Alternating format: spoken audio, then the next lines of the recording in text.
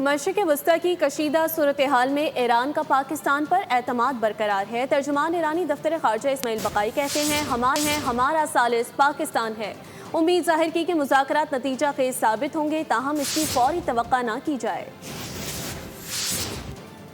پاکستان ہی ثالث ہے، بھرپور ثالثی کا کردار ادا کر رہا ہے۔ ترجمان ایرانی وزارت خارجہ اسماعیل بقائی ایک بار پھر پاکستانی امن کوششوں کے معترف۔ کہا بہت ممالک مدد کے لیے تیار ہیں، تاہم مذاکرات میں پاکستان ہی باضابطہ ثالث ہے۔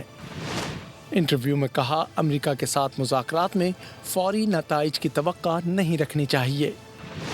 ایسی توقع حقیقت پسندانہ نہیں ہوتی۔ اسماعیل بقائی نے کہا مذاکرات کے انعقاد کا فیصلہ ہوتا ہے تو باضابطہ طور پر سب کو مطلع کریں گے۔ اپیل کی مذاکرات سے متعلق مخالفین کے بیانات، ٹویٹس پر اعتبار نہ کریں۔ سبسکرائب کریں اور بیل دبائیں تاکہ کوئی خبر رہ نہ جائے۔